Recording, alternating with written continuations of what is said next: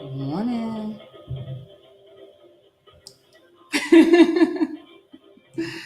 Good morning, Facebook family. Good morning, YouTube family. Good morning, David. Good morning, Tamara. Awesome. Let's see who's going to join us. We are live. Oh, is that our theme song? That's our new theme song, David. Okay. Do you like it? It's different. Let's see who's going to join us. It's early on social media, but it is Friday morning. So let's see who's going to join us. Good morning. Good morning. It's Friday, June 22nd. David, Yes, you're looking nice with your jacket on. Oh, thank you, Tamara. Oh, you guys see you? Oh, what's that? I say, I want everybody to see you and with your new look. Good morning, good morning, good morning, everybody. Again, my name is Tamara Johnson Shealy, and we are LIVE this morning. My friend David is back. Hello. David, where you been? Been holed up and doing some reading and writing and watching the news and watching the world around us. Filling up my brain with all sorts of new insights, I hope. Yeah. Well, it should be an interesting morning. Let's see who's going to join us. Good morning, everybody. Again, my name is Tamara Johnson Shealy, and it's always a pleasure. And I have my friend with me, David. For those of you who know David, he is Mr. Acknowledge the Divide. He and I talk very candidly and have talked now for almost a year, David, about race, racism, and race relations. Mm-hmm. We've been working hard to bridge the divide in this, and particularly right here in Georgia. I ran a pretty serious campaign here in Georgia for the third time as a candidate for the Georgia State Senate, and race and racism was on the forefront. After we have 45 in office, we have to now talk about things that we normally weren't talking about as openly as we are now, David, right? Yeah. Yep. Yeah. Yeah. With the Republicans now openly advocating or coalescing around race war, we need to find effective ways to combat that message that they're sending to an audience that's almost exclusively white and people who think and act white. So we are in a slow-moving crisis, and I think that so far the Democrats have proved wholly inadequate to respond to that slow-moving crisis. Wholly inadequate to respond. I need you to break that down a little bit, David, because I have my opinions of my fellow Democrats. So break that down, David. Well, how much do you want me to break that down? I want you to break it down to where I understand and our listening audience can understand as well. Okay. We have a political system in this country that is almost entirely responsive to not just the 0.1% who are the billionaire class, which is the way that Bernie Sanders describes it, but also to the 9.9% that are their immediate class connection. So there is a strata that is really not, it's the distinction between the 99% and the 1% is really a false distinction. There is a whole group of people that are about 10% of the population who actually benefit from the conditions that exist. And either they are liberals or they are conservatives, but they have an underlying class interest with each other. And the liberals are the leaders and the controllers and the financiers of the Democratic Party. And the conservatives, until very recently, were the financiers and controllers and decision makers and beneficiaries of the Republican Party. What's been happening is that that the Republican Party has created a new program for itself, and it's left out a number of those former Republicans in the cold. And where they're going is they are migrating over into the Democratic Party. And they are pulling the Democratic Party to the right.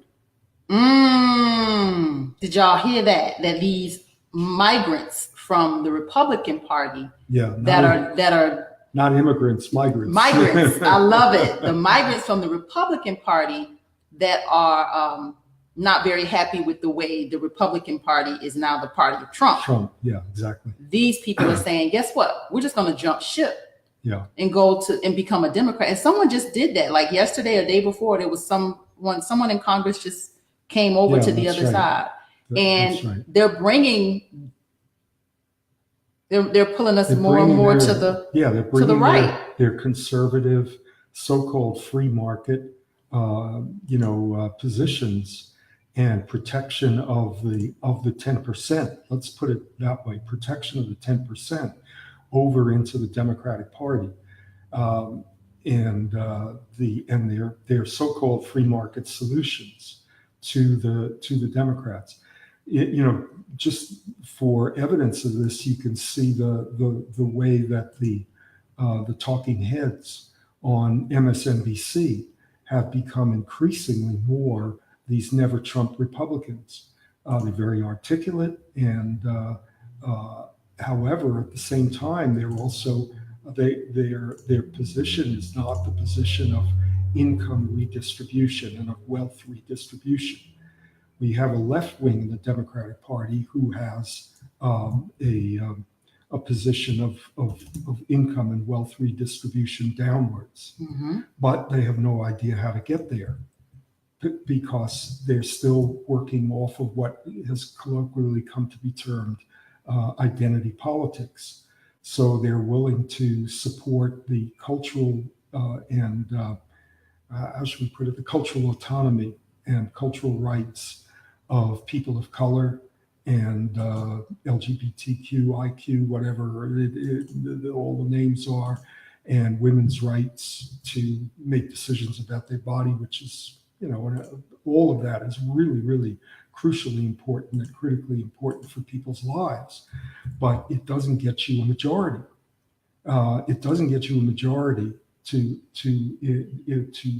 vote people out and in of office, because most of the people who are in the 90%, or a significant number of them, don't vote. And so the Congress, and the state legislatures are unresponsive to the needs of working people in this country. I can't cite the research, the authors of the research now, but there's considerable research that shows that Congress and state legislatures ignore the will of the majority, the vast majority of the time. What they respond to is the donors, the donor class. And the donor class is not simply these billionaires like Adelson and now this guy Tom Steyer, who's on the left, who I think is diverting attention, possibly diverting attention, by spending millions and millions of dollars on a campaign for impeachment, which you can't win. You can't impeach Trump because you need 2/3 of the Senate in order to do that. And if you do impeach him, you get Mike Pence as the president. So and Mike Pence is certainly more effective, a political maneuverer than Trump is. So I'm not completely unsympathetic to what Steyer is doing, but that's how he's spending his money. Now, the thing that most people are not, when we're talking about this billionaire class of donors, what we're doing is ignoring the fact that 90% of the campaign contributions are coming from people in the 10%, and those folks are the ones that they may not be calling the shots necessarily, but they are the ones who legislation and policy and government policy is directed at serving. Mm-hmm. Okay, so if as long as we have that situation, we are ignoring class as an issue Mm-hmm. in this society, and as long as we ignore class, we have no basis upon which to mobilize white working people to come together to act in solidarity with Black and other people of color working people.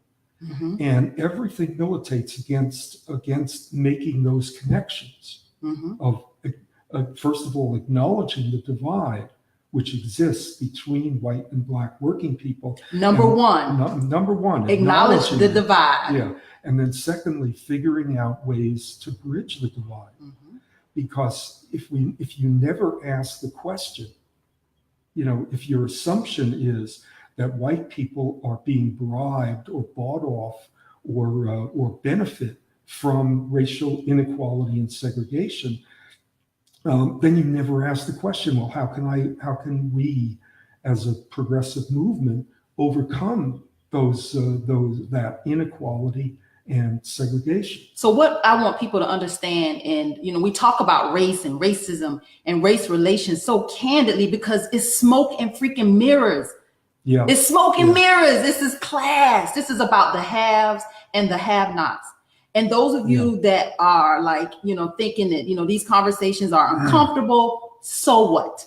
So what if they're uncomfortable? Let's get beyond the comfort and let's start to have these real conversations, because this is about haves and have-nots, and race and racism and these race relation issues is smoke and mirrors, and it is used as a tool to continue to divide us. Yeah, and the material conditions that of inequality between Black and white working people, although they are enormous, and they're deliberately there to make it very, very difficult for folks to on either side of the color line to figure out a way to cross over. Mm-hmm.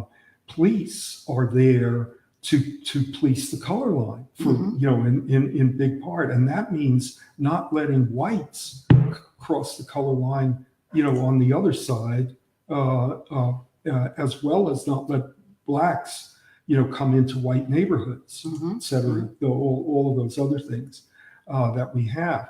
But to see privilege primarily as a benefit to whites, white working people, is to completely miss the point of what it is there for. So yep. So and particularly those people who have this this hopeless attitude about white working people, and that is pervasive.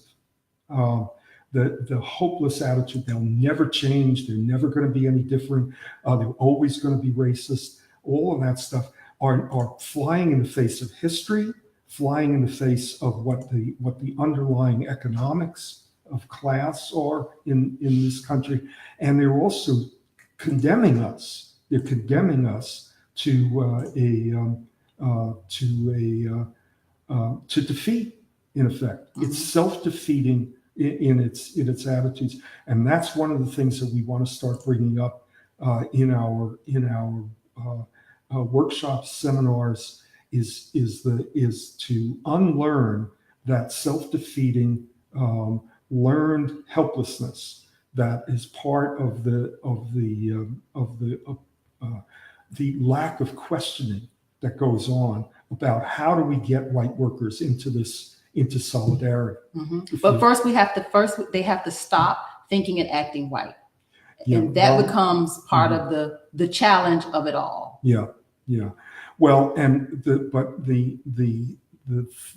we have to We need to unlearn and relearn is what Lena is saying. Yeah. Thanks, Lena. Well, the issue is that the first people that have to stop thinking and acting white are the people who call themselves progressives. They're the ones who are really creating the roadblocks right now.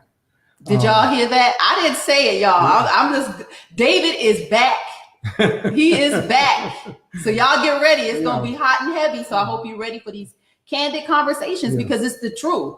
My old mentor, who died about 10 years ago, wrote a book. Ted Allen is his name. Theodore William Allen wrote a book called The Invention of the White Race. And he wrote an essay before that called Can White Radicals Be Radicalized? Can white radicals be radicalized? Yeah. And underneath radicals was the word worker, which he had crossed out and wrote radicals in on top of that. Mm-hmm. The workers are not the problem. The white workers are not the problem. The problem is the radicals, the white radicals. Now you just confused me a little bit, David. Yeah, so I know if I'm a little confused, some of y'all might be a little confused too. So let's help me understand that. For ye are the salt of the earth, and if the salt shall lose its savor, wherein shall the salt be salted? The radicals are, or the progressives, or whoever we want to call them, the Sanders people and those folks, the whites among them are the ones who are in the way of a transformation of the country, of the society, mm-hmm. Because they are not leading. They are not leading the people who they should be considering their main constituency, which is poor white working people. And so no wonder those folks end up listening to Trump. And because the white people that should be talking to the white people aren't talking to the white people. So the white people that's listening are listening to Trump. Yeah. Let me say that again, y'all. I have to break it down in a way because David is so articulate. I have to kind of bring it all home for those of us that kind of have to hear it a little different. That's the one thing about being Black, David. We kind of do what you call like code switching. We're able to hear it, interpret it, and say it. But let me break it down to you. So the white people who should be talking to white people aren't talking to the white people that they should be talking to. So the white people that are listening to Donald Trump. Yeah. And they're not necessarily voting for him because they don't vote for the most part. And they're just following his lead though. And they're sympathetic because he is making the appeals to racial privilege as a benefit. Mm-hmm. You see. Make America white again. Make America great again, which is basically saying let's make America white again. Yeah, make America. And you hear this all from these people who are in their 50s and 60s and 70s, mm-hmm. Who are not mostly at the lower end of the income spectrum. Most of them, from what we've got in the way of this is another thing. Well, most of what we know about the average Trump voter is that they have an income that's $20,000 a year higher than the median income in this country, 55 versus 75. Those folks in the 75,000 category are the ones who've been voting for Trump and backing him and supporting him but when you get to public opinion polls, those folks are joined by people who are lower income brackets. So there are folks who are in the opinion polls who are giving him these 35, 40, slightly higher than 40% approval ratings. That includes a good bit of folks who are lower down on the income spectrum or the income scale, and they are listening to these loudmouth, bully braggarts, who are the ones who are, defining their attitudes, shaping their attitudes mm-hmm. Towards politics, well, we can go in a lot of different directions from here about what needs to be done. But one of the things that's happening is that within the war within the Republican Party is over. Trump has won. All right. Wow. Let's wait a minute, David. Let's have a moment of silence.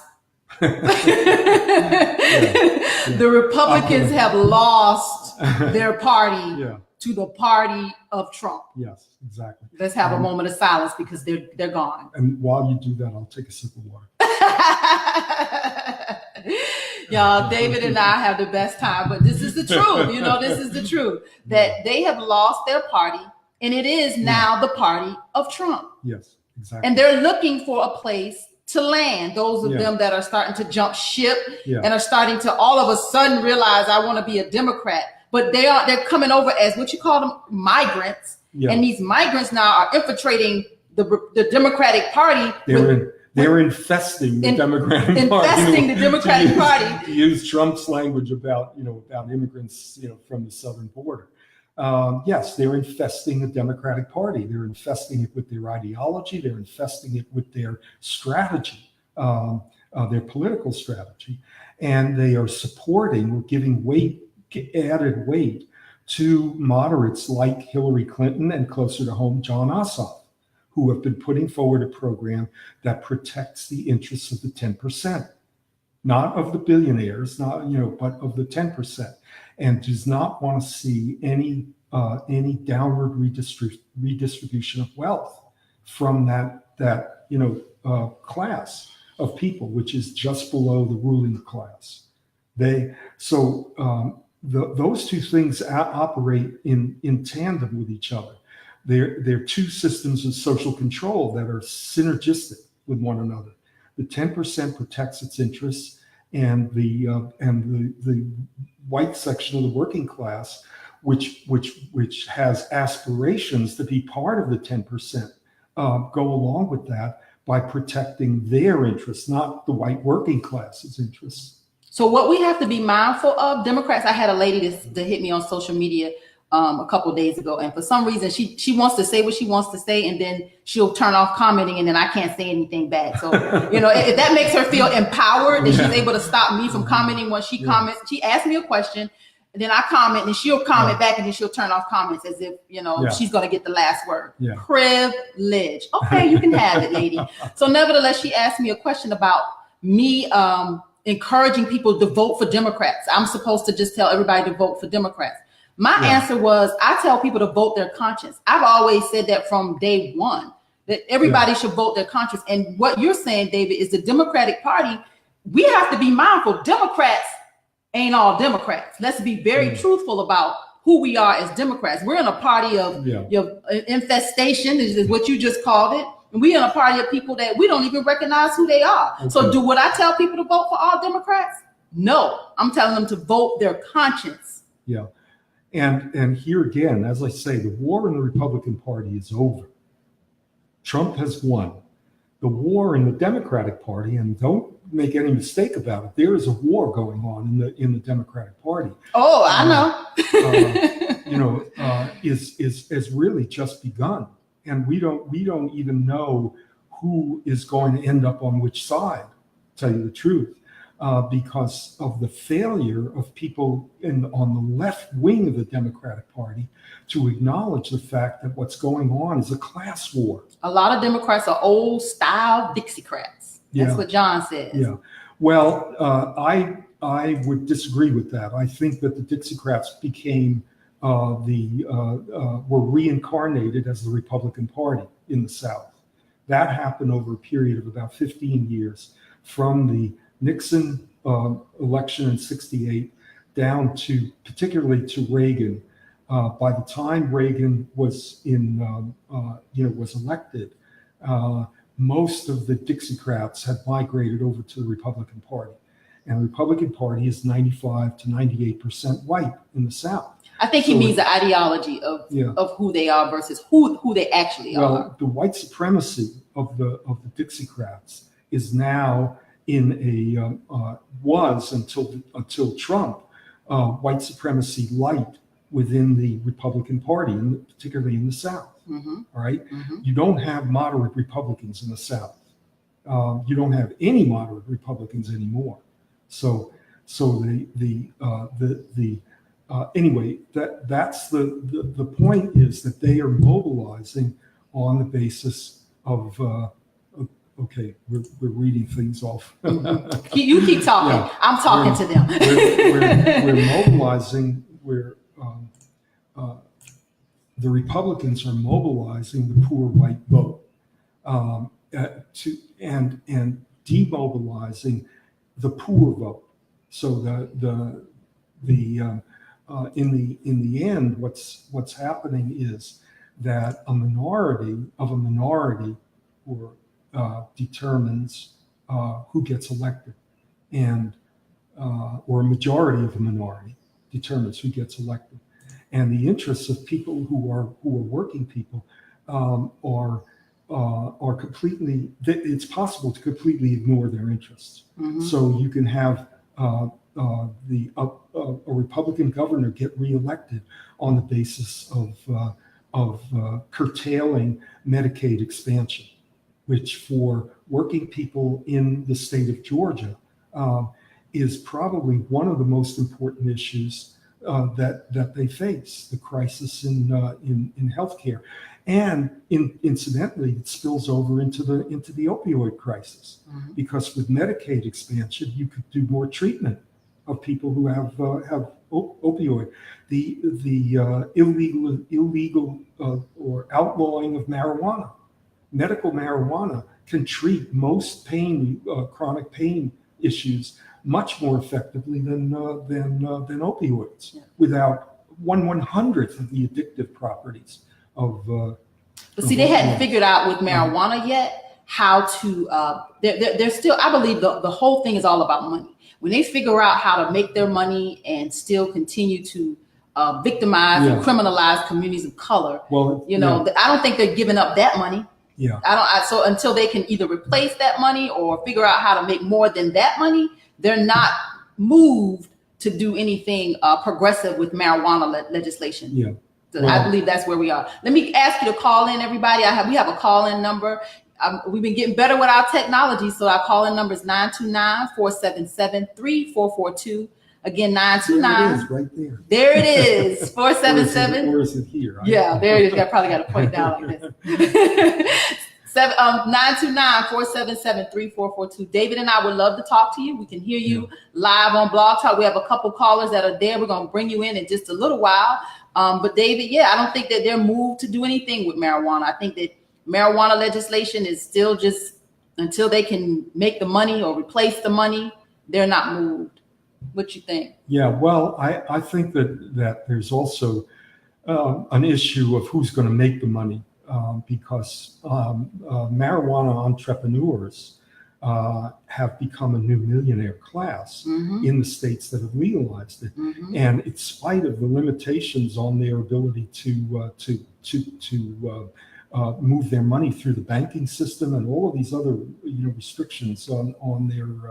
So that's a new group, and for them to elbow their way in, you see, is going to take some time and negotiation within the 10%. That's their money that we're messing with. Like, that's their money that we're messing with. So until they can figure out how to make their money, then we're going to be sitting here where people could be, like you said, using marijuana medicinally. People are being victimized and criminalized behind marijuana. So And of course, it is very, very convenient to maintain the privilege structure, this privilege system, where a disproportionate number of the people who are criminalized for the use of marijuana are people of color, particularly Black African Americans, who end up in prisons in disproportionate numbers. But you have to keep in mind at the same time that the other major group that is criminalized for the use of marijuana is poor whites. Not in the proportion. There is still a selective prosecution of marijuana quote crimes, but white working people do not get off on marijuana charges or other drug charges. White middle class people, that is, people from that 10% who could afford private lawyers and go into rehab programs, blah, blah, blah, et cetera, et cetera, et cetera, they get off. Yeah. All right. So the difference between the treatment of poor whites and poor blacks, or all African Americans, is the racial privilege. The difference between them and the 10% is a class privilege. So going back to our point, let me just say, class privileges give you real concrete benefits. Racial privileges do not. Racial privileges are an illusion of benefit because it just looks like you're better off than what's happening to people of color. When really you're not better off, and the same thing is happening to you. You're not better off in the sense that if you join together with, if you're a white working person who joined together with people of color, you would have much more power and influence. And this is another difference that we have to keep in mind. All of the power that's coming from above is deputized power over. Everything that happens from below is power with. There are two different strategies and definitions of power here. Power with is solidarity. It's building beloved community. It's all of those things that we learned from the civil rights movement from Martin Luther King.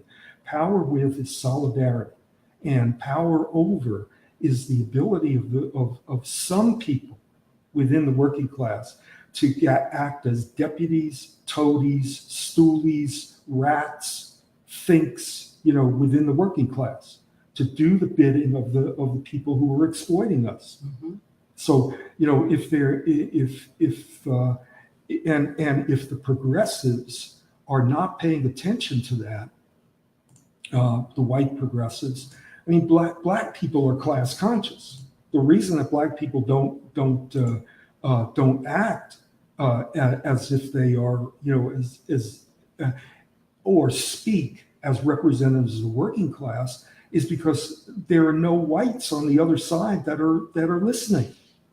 And so okay, we're gonna take you know what? Let me kind of bring you up to speed. So again, let's put the call-in number up. It's 929-477-3442. Again, 929-477-3442. We're actually going to bring in some callers in just a few minutes, but we're actually developing a broadcast here, and we got a lot of things, a lot of irons in the fire. David has a series that I am co-hosting with him as an assistant, and it's called Acknowledge the Divide.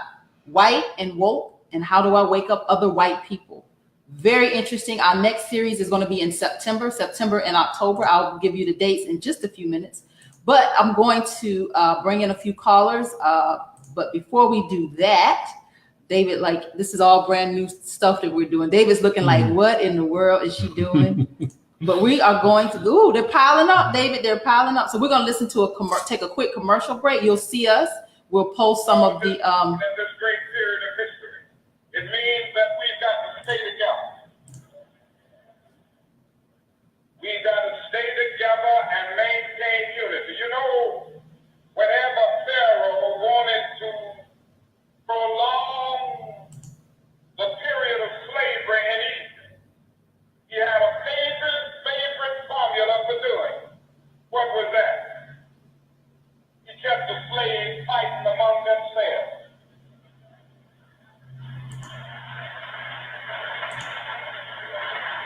But whenever the slaves get together, something happens in Pharaoh's court, and he cannot hold the slaves in slavery. When the slaves get together, that's the beginning of getting out of slavery. When the slaves get together, David, that's the beginning of getting out of slavery. Mm-hmm, mm-hmm. So we're all slaves to this system. Mm-hmm, mm-hmm. Well, and Martin Luther King goes on from there, to address the issue of poor whites. And so the slaves get together, then the poor whites will be forced to come make a choice. Are they going to be on the side of the slave masters or on the side of the slaves? And without a group of whites who are addressing that choice that they have, and why the choice to take what seems like the riskiest position, which is to join with the slaves, is really in their class interests. Okay, so without that group of Bernie Sanders supporters of democracy, of Democratic Socialists of America, of all of these people on the left, that are in groups that are essentially white defined groups and white, controlled groups, progressive religious groups like the Unitarian Universalists, and other liberal religion groups, which are still essentially protecting white privilege. Labor unions, which are now majority women and people of color, are still protecting white privilege to hold on to their shrinking and dwindling number of working class whites that are in the labor movement. I'm gonna play that again, David, because I think the volume may not have been the greatest, but I'm gonna see if we can play it again so people can really hear this. What does this mean in this great period of history? It means that we've got to stay together. We've got to stay together and maintain unity. Whenever Pharaoh wanted to prolong the period of slavery in Egypt, he had a favorite formula for doing it. What was that? He kept the slaves fighting among themselves.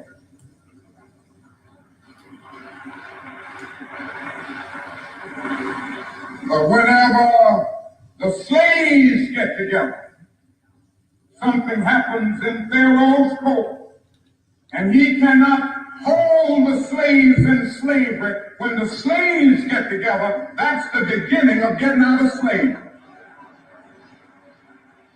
I think that's my favorite part, David. When the slaves get together, that's the beginning of getting out of slavery. And I, you know what? We started a page called Withhold the Vote. And I know it's kind of got a lot of people like, what is she saying? What is she really trying to do? It's such a critical time in history. We're telling people to not vote. That's not what withhold means. Please, David, could you break down what the word means? Yeah. Well, David breaks things down so well. It means that you're going to vote for who represents your interests. You're going to withhold a vote until you get representation for your interests. Thank you. And that's very, very simple. Anybody who can't see that is thinking and acting white. I mean, that's what's happening today in the Democratic Party. That's the war. That's the internal war that's going on, the internal conflict, the internal crisis that's going on. Is the Democratic Party going to continue to represent the interests of the 10%, or is it going to represent the interests of the majority in this country? Let's say it again, David. Say it again. It sounded so. It's like the best. It's like, say it again, David. It just sums it all up. Is the Democratic Party going to continue to represent the interests of the 10%, or is it going to represent the interests of the vast majority of people in this country who are working people, who don't have all of these privileges, these class privileges that are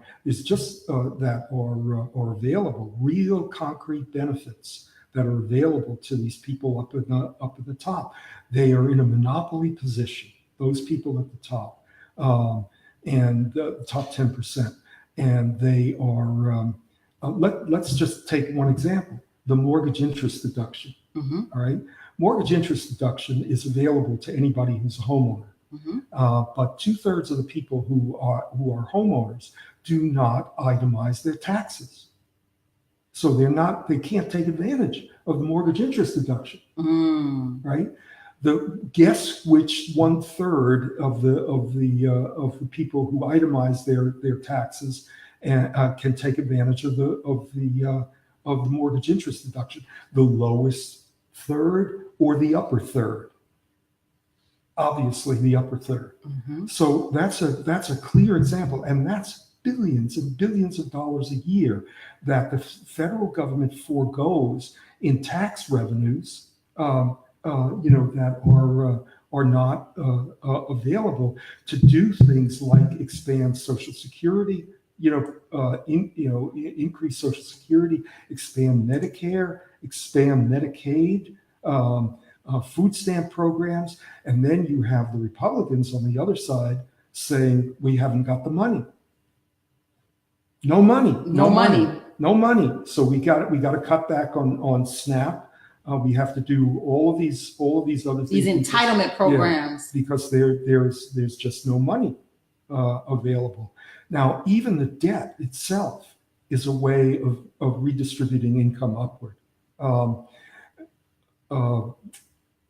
Because the cheaper money means more people have access to credit. More expensive money means that, and they also have. So debt. Go back to that. Yeah. Debt is the more credit you have, the more debt you have, the more money they're making. The upper echelon is making. Well, the debt is not owed to the 250 million people in this country who are, or 275 million who are the lower 90%. The debt is owed to people who are in the top. First of all, in the big banks, who are the the lenders. They're making the money. Yeah, they are making the money from keeping the debt. It's complicated, and I'm not going to be able to explain it all that well. That'll be our next broadcast, David. We'll go into breaking that down, because I would like to hear the insides of that. There's a book that's just been written by Dean Baker of the Economic Policy Institute called Rigged, which is all about how the economy is rigged in favor of this upper 10%. And these are the people who are the lawyers, doctors, dentists, people who work in finance at the upper levels of finance, because the vast majority of people who work in the finance industry are bank tellers and branch managers and folks like that. They don't make any money. It's the people who are, they're part of the 90%. Maybe some of them branch managers and loan, coordinators or something like that are making in the $70,000, $80,000, $90,000 range.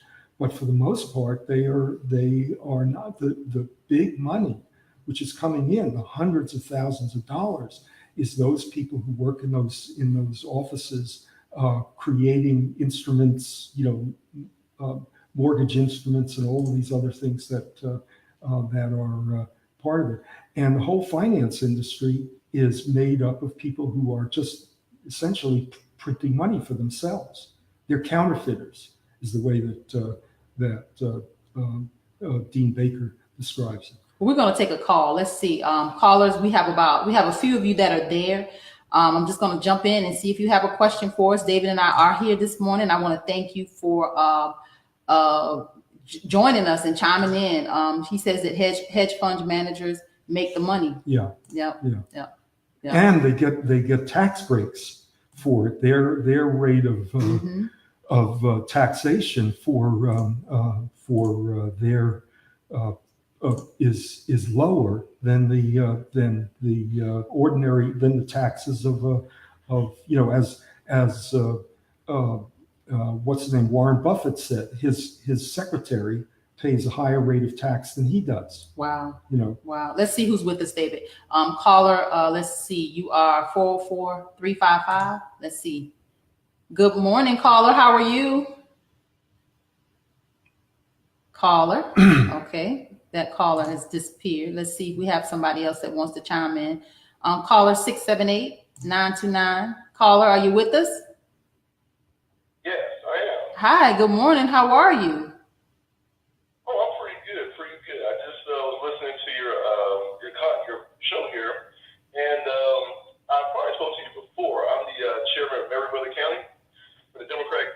Yes. Good morning. Good morning. Good morning. Morning. Morning. And I'll listen to what you were saying about your movement about hold the vote. And I was recently sharing your views with some people down this way, and they feel like a lot of the Democrats feel like that's a great sin, that we should support Democrats and tell our friends and family to vote Democrat regardless if it's in their interest or not. Wow. What's your thoughts on that, David? Because you know I have an opinion. Well, let's repeat what he said. Okay. This you go ahead, because I don't. Okay, so he's actually been having conversations about the Withhold the Vote initiative, and they consider it a sin. You know, Democrats consider this a sin for us to not tell other Democrats to vote Democrat. They are like maybe I'm a traitor, or a Republican, or a Russian bot, or so. I've been called a Russian bot. I'm like, really? I didn't know black people could be Russian bots, but okay. No. There are two things that we have to take into consideration, caller. One is that given the control that the Republicans have, their ability to suppress the vote, and their control over the legislature in the state of Georgia, we need to figure out a way to expand the base of the Democratic Party in order to succeed. And the only way to do that, I mean, you know, black women are going to mobilize the black vote. However we do it, we know how to do it, right? Like we've been doing this work forever, so we definitely know how to do it. So and they will do that, whoever the candidate is, particularly with Abrams at the top of the ticket. There's a coattail effect. But if the down ticket candidates are not able to articulate, to present a platform that actually serves the interests of working people, then there's going to be no basis for Democrats to have a conversation with white working people. Okay, that's the point that we're making about acknowledging or withholding the vote.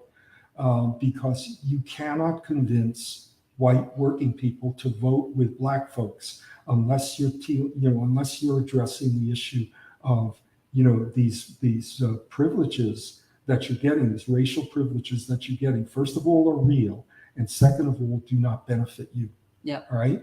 And as long as there is no conversation about that, there's no basis for what that means is that the Democrats are going to lose. Even if Stacey Abrams wins, at the top of the ticket, she's going to be left with a Republican legislature, Senate and House, and that is and then she'll just be paralyzed. Yeah. And the same thing was with Barack Obama. It's like you have this person in power at the very, very top, but then it goes back to the red map, where the Republicans went around the country, and I saw this on this MSNBC special. Right. If you guys missed it, it was it was called How to Fix an Election. I got a text. Thank you, Donna McLeod, for texting me saying, look at this. This is good stuff. So I immediately turned the channel on and I started watching it. And literally the Republicans went around the country when Barack Obama won in 2008 and 2012. They weren't really as, it didn't affect them to the extent that they were like, okay, we're not going to do anything. They created this red map. And this is something that I learned, and how they literally went across the country and they were creating as many trifectas as they could. Governors and House and Senate that was controlled by Republicans, because they knew if they controlled the bottom, they controlled the top. Well, and not only that, but that 2010 election, remember famously, Obama said, I took a shellacking in the 2010 election. That determined who was going to redraw the electoral according to the census, right? Yeah, the redistricting after the 2010 census. And so we got a decade in which the Republicans have been able to define electoral districts, both at the state and at the federal level. So and we're open about it. And what caused the shellacking in the 2010 election? What caused the shellacking in the 2010 election. It was decisions that were made by the Obama administration to bail out the banks without bailing out the millions and millions of homeowners whose houses were underwater, whose mortgages were bigger than the value of their homes. That could have been done. Remember, there were large Democratic majorities in both houses. They almost had 2/3 of the Senate. Mm-hmm. Mm-hmm. I mean, they not 2/3, but they had temporarily, for a very short period of time, they had 60 votes in the Senate, which meant that they could control. The Republicans did. The Democrats. The Democrats did. From 2008 to 2010. Okay, and then in 2010, that's when it flipped over. That's when it flipped over. Yes. So 2011, the Congress became Republican. Very. And that was it for Barack Obama. It was lights out. The next 6 years were just spinning your wheels. I'm exaggerating, but it was very close to because he couldn't get nothing done. Couldn't get nothing done, and the Republicans kept on screaming about the debt, which they don't care about now. They just passed $1 trillion of income redistribution to the wealthy, in last year. Mm-hmm. But they were screaming about the debt for the next 6 years. Mm-hmm. And they managed to mobilize enough people. Yes, that's right. The corporate Democrats would not support a wider bailout. Mm-hmm. So that's the war in the Democratic Party. Mm-hmm. And if you want us to support, Tamara and me, among, we're the only two that are doing it. If you want us to support Democrats, you got to come up with a program that represents our interests. And if you can't do that, you can't talk to white working people. You can talk to black people about mass incarceration and police murders and all of that other stuff, and you can mobilize their votes. But you can't. But ultimately, what's going to happen is you're not going to win. You're not going to have a legislature that will be able to back Stacey Abrams. Yeah. And if you think that a slick politician like Fran Miller with a huge war chest is going to be taken down by a moderate Democratic, a corporate Democratic program, forget it. It's not going to happen. So, we've got to push this conversation. Thank you. We have to push this conversation, and it's about organizing, mobilizing. It's about people working in solidarity. David's word. We have to work. We have to have these hard conversations about race and racism and race relations. We have to have these conversations. Get past it being uncomfortable. So what? It's uncomfortable. But we have races to win. And I've said that from the very beginning. If we don't have these conversations, we won't win. Democrats are not mobilizing the base. You have a bunch of people that are sitting on the sidelines. Mm-hmm. And these people that are already withholding their vote, if you think, vote Democrat or we're scared, Black people ain't scared. We survived slave ships. We survived slavery. We survived Jim Crow. We gonna survive 45, and guess what? In Senate District 40, we gonna survive Fran Miller. So the only people that are afraid are these white Democrats, because we are not afraid.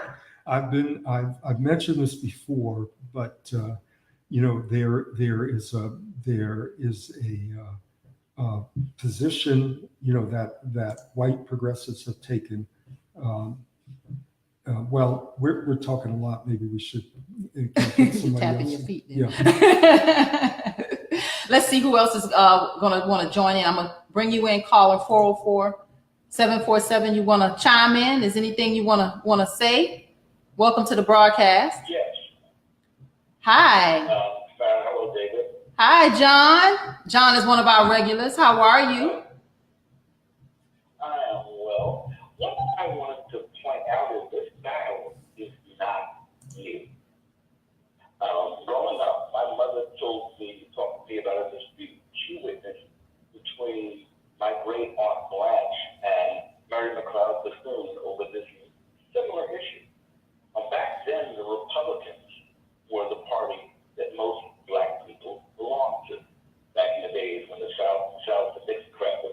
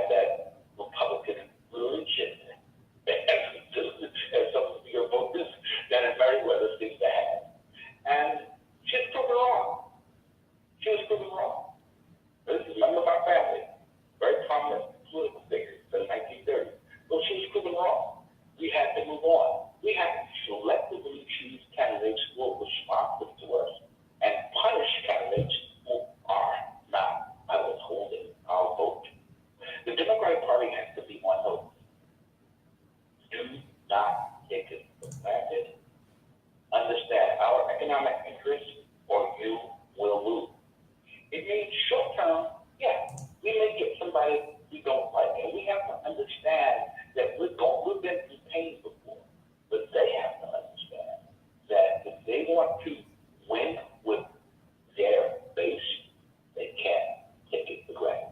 Thank you. That's good Yeah. stuff right there. That's good stuff Let me- there. Thank you for that, John. You mentioned something. Thanks, John. Let me mention something. That is quite true. That what happened was, as far as John is taking it, but the irony, the supreme irony of black people shifting their vote to the Democratic Party was that they then shared the party with their worst enemies. That is the white supremacist Jim Crow leadership of the Democratic Party. And during the New Deal, when the country was in a state of crisis, of near revolution, the Jim Crow white supremacists dominated the Democratic Party, and they were in every piece of legislation, and with a lot of sympathy from Roosevelt and from his policymakers in his administration, they were able to reconfigure the Jim Crow system so that it was able to it applied virtually across the country. So we got housing segregation and this system of this Jim Crow system of unemployment, in which black unemployment has been twice the rate of white unemployment since the 1930s. Since 1935, approximately, or 1940 or so, during the Second World War, there has never been a change in the rate of unemployment between blacks and whites. How can that be? In boom and bust cycles across the skill sets, education or non-education, the unemployment rate for blacks is double that of whites. That is not a market. That's not a market system that's at work. Now, the other thing that happened was that when the civil rights movement began in the South in the mid 1950s, remember the Montgomery bus boycott is 1955. By the time that Johnson initiated the civil rights bills, the legislation on voting rights and anti-housing discrimination and all of the other aspects of the civil rights era legislation of the mid 1950s, he was forced to make compromises with the Dixiecrats, who still ran the party. All right. And so the civil rights movement, the civil rights legislation was a halfway measure at best. In other cases, it was the creation of a system of dependency, in which all of those black folks that have been working in the cotton fields in the South up until the middle 1950s were all of a sudden displaced because there were agricultural bills that allowed Southern agriculture to mechanize. And that meant that those workers, those sharecroppers, were no longer needed, and they flooded into the cities, both in the South and in the North. And so the whole system of welfare began with that. And I mean, I don't have a whole lot of evidence to back this up, but I suspect that this was the deal that was cut between Richard Russell, remember Uncle Dick, that was LBJ's mentor, was the senior senator from Georgia. And so the Great Society became a way of drawing these revolutionary forces of black folks, black working people, away from the South and into the cities, both in the South and in the North, and putting them into the lowest rung, segregating them, isolating them into public housing in the inner cities, giving them marginal jobs, and putting lots of folks on welfare. I'm gonna chime in with John is saying loans were given to white farmers and were denied to black. And there's a whole suit that Shirley Sherrod talks about this. There was a whole suit and an attack on Shirley Sherrod by the Breitbart News in the during the Obama administration, and they almost fired her. She was in the Obama administration, and they fired her, and then took her back, and she refused to come back after that attack on her. So we're gonna go into a quick little commercial break. Like I said, we're developing a broadcast here, so we're testing out a few little things. But I want you guys to. This is something that I'm a real big Steve Jobs fan. I have loved that energy and that spirit that man had, and I wanted you to hear something that he actually said, and I wanted to share it with you this morning.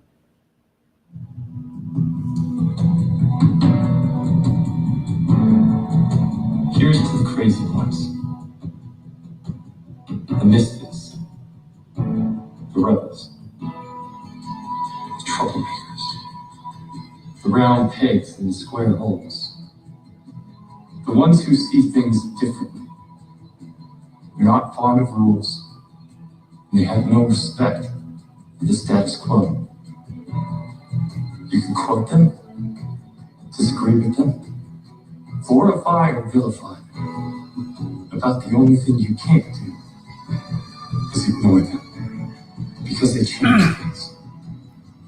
They push the human race forward.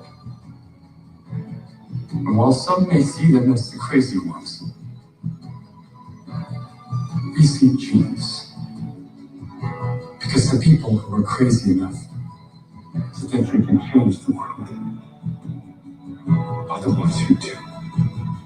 The people that are crazy enough to think they can change the world are the ones who do.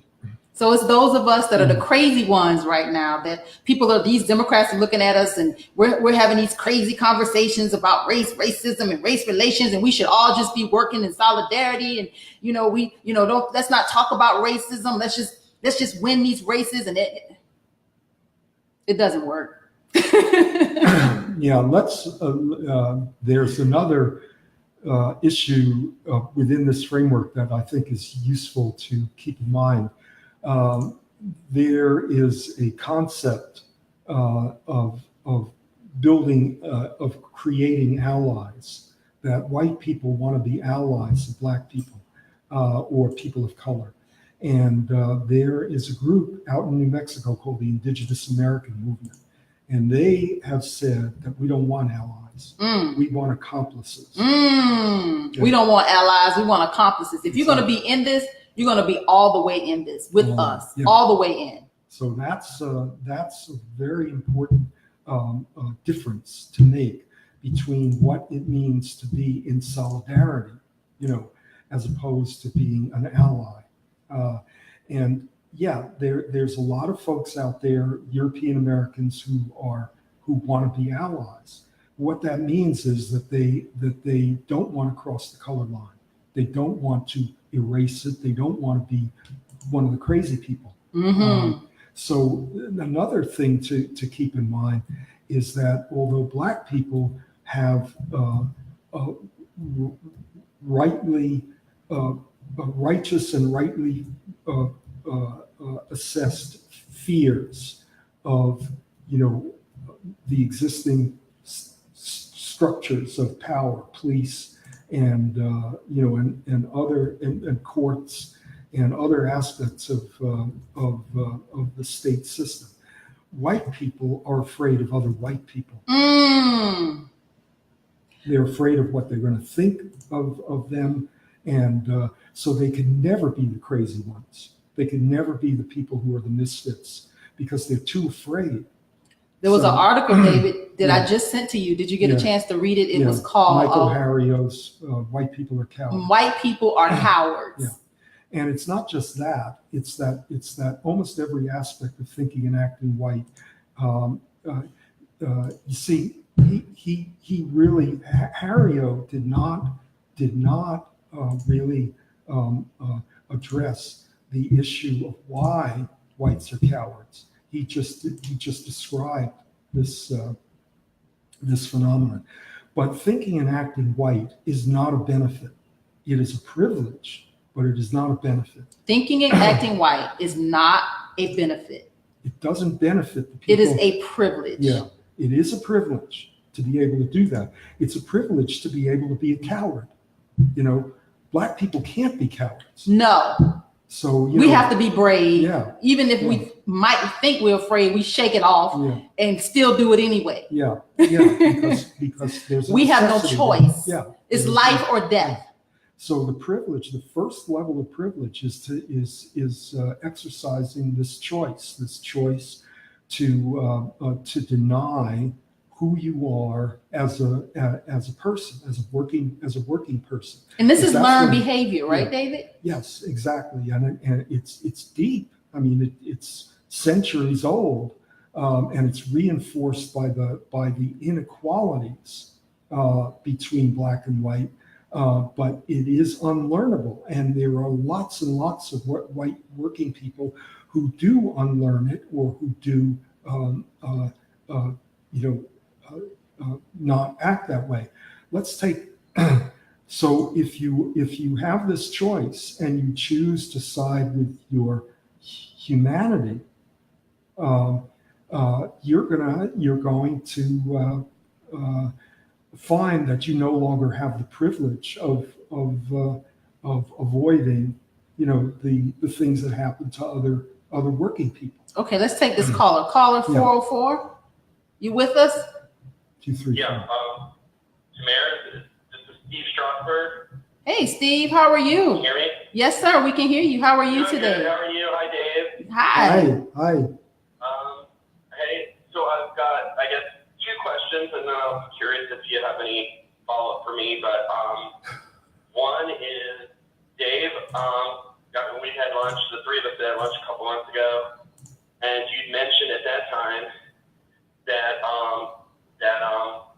Tamara's opponent in the primary was a moderate, and you mentioned it on this conversation as well. And so I'm going to ask,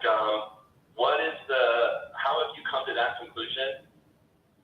And then I'll just bring up, Tamara, you've mentioned on a couple of these calls that, the people who don't necessarily fully agree with this, call in. So I wouldn't say I completely disagree with you guys. I'd say I agree on something, disagree on others. But I'm here. So I'd say if there's any questions you have of me to understand how me and maybe people who see things as I do feel, I'm here, happy to answer any questions you all have. Sure. Well, thank you. Yeah. Thank you. I'm going to mute you real quick. But thank you for calling in. So I didn't want to bring up my race. I've been trying to in a big way, just kind of move past it very positively. But I've reached out to Sally, and I actually did an email to her because this election played out on social media. It played out in our district, and it literally played out in my face. I saw this happening, and it all started when she got into this race, when she was asked to get into this race, and she she was asked to get into the 6th congressional district race, and she got out of the 6th congressional district race because she was asked, and then she got into this race, and I saw this thing play out from the very beginning.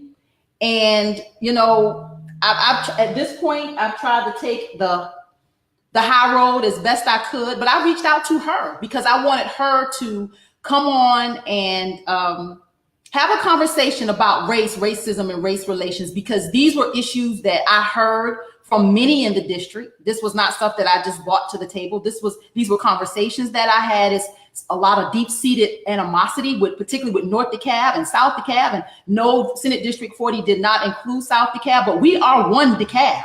So we have to address the issues that are at the root of the divide in DeKalb County as a DeKalb County legislator, with the majority of that Senate District 40 being in DeKalb County. We have to have some hard conversations.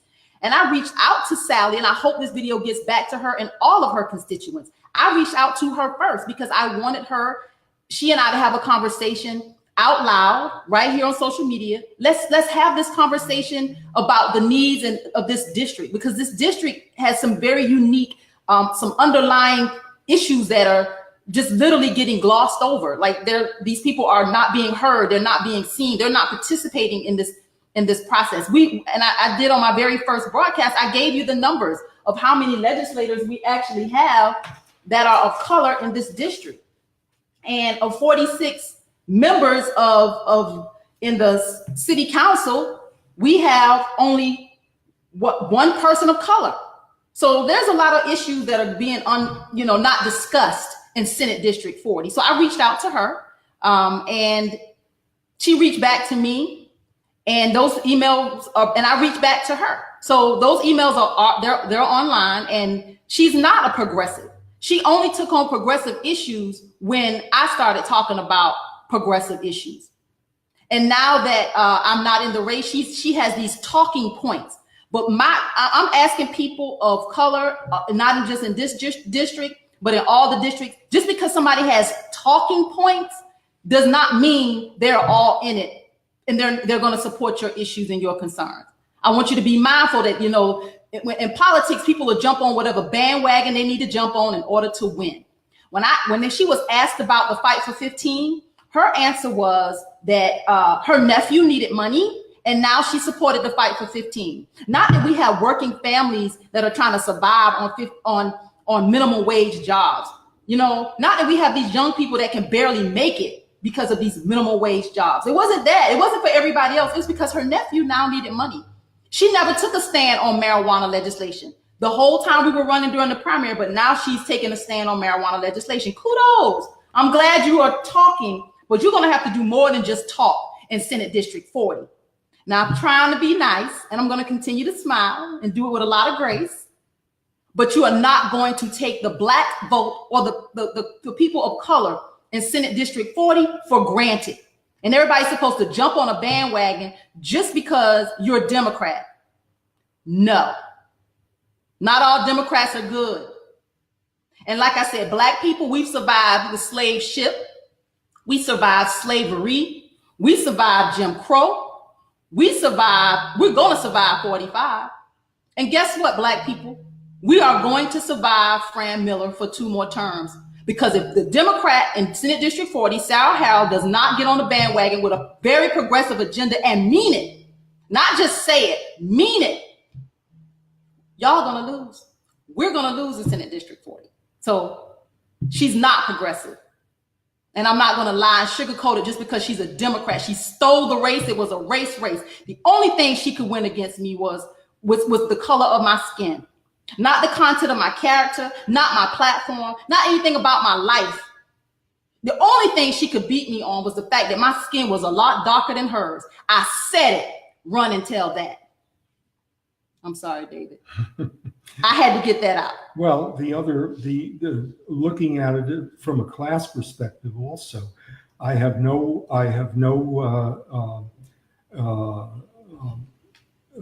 particulars about what the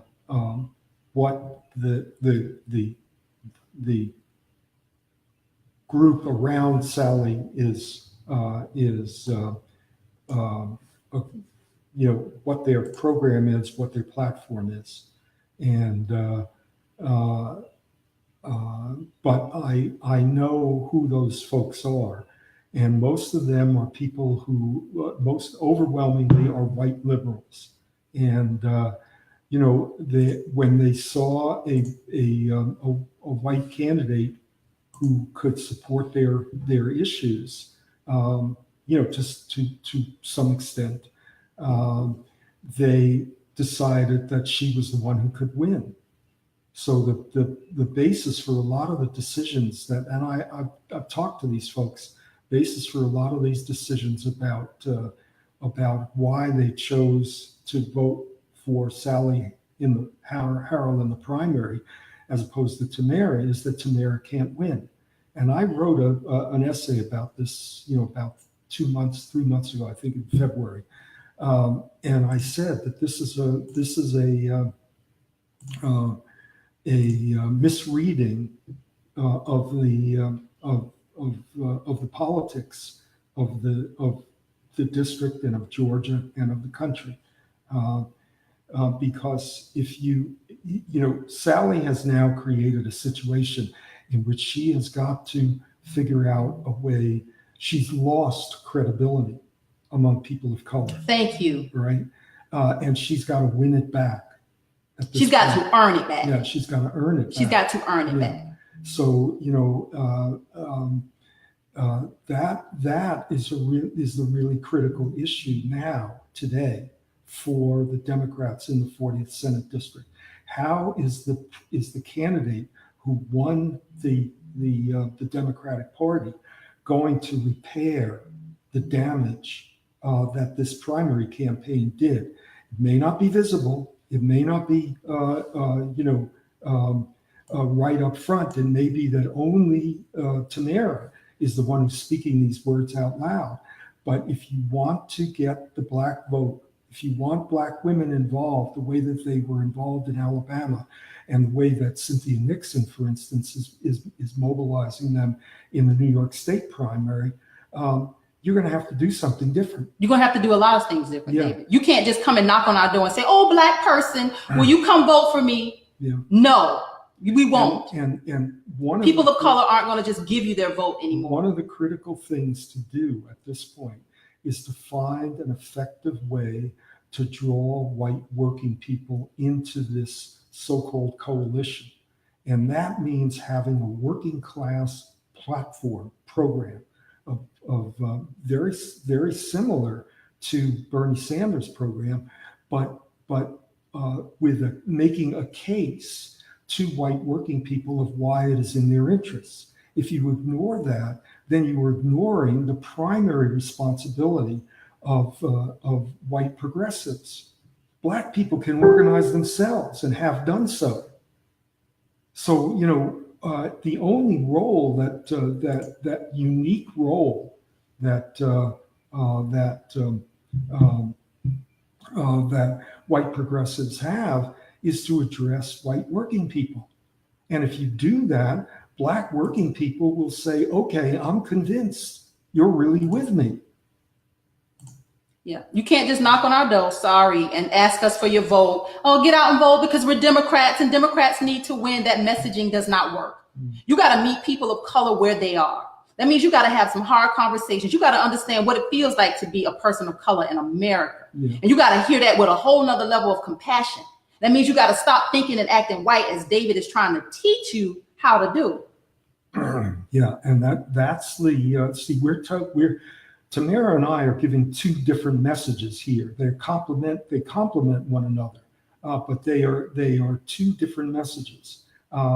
And one is about recognizing, becoming culturally competent as a European American person. Cultural competence. I love that. Culturally competent person. Yes. So you understand the issues and conditions of people of color. That's one step. Number one, acknowledge the divide, right? The second step is figuring out a way to bring that information, to bring that cultural competency to other white people. If you're not doing that, all you're doing is mental masturbation. You're learning how to give yourself an appeal to people of color to give you a certificate of innocence that you're not a racist. Mm-hmm. All right? Mm-hmm. That's a certificate of innocence. That is another privilege. Mm-hmm. So the thing that I'm arguing here is that what will convince people of color, particularly Black folks, that you are with them, is not simply to be empathetic, even beyond sympathetic, even being empathetic. Oh, really? I understand all of that. It's what you do with that information. That's right. It's what you do with those feelings. It's actions. It's action. It's not talk. It's not rhetoric. It's not these talking points. It's about what you are really committed to doing for communities of color. Let me say that one of the ways in which we are doing this in our seminars and in our workshops is we are telling stories. stories of racial encounters across the racial divide, across the color line, both black and white. And we are asking people to figure out ways to change the ending of those stories so that we're acting, the white person in that story is acting in solidarity with the black people or black folks who are in the story. If one of the stories that I've used for this exercise has now become, almost a commonplace, and that is, and I've gotten these stories from real folks. I'm not inventing this. I'm talking about people who wrote this out, students of mine who wrote out essays about this issue. When I asked them about how they viewed race and the confusions and discomfort that it caused them. So one of the stories is a young man who was working as a sales clerk, in a high school job, who in a pretty much white suburban area, working as a sales clerk in a clothing store in a mall. And two black women came into the store, and the manager told him to follow them around and make sure they didn't steal anything. And my question to our workshop participants is, what would you do under those circumstances? How would you change that situation? Mm-hmm. So how do you change? Because that young man was my student 4 years later in a college history course, and it still bothered him that he had just gone along with his boss. So 4 years later, it was still on his mind as a failure on his part to do the right thing. So when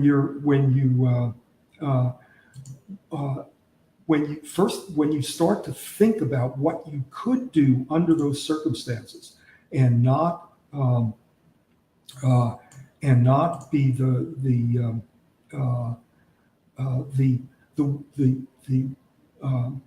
forced participant. In other words, let's think about this in class terms. Here's an employee, a worker, whose boss is deputizing him, in effect, to carry out the boss's dirty work.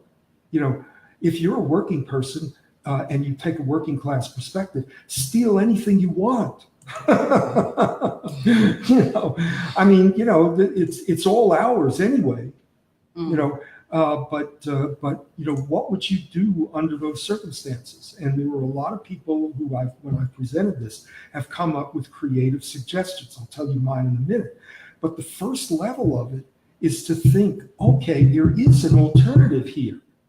There is some way that I could act differently under those circumstances. It might put me at risk. It might put my job at risk, or all of these other things. But nevertheless, I can unlearn this learned helplessness. Now, in my solution to how to deal with this is to go up to the two black women and say, by the way,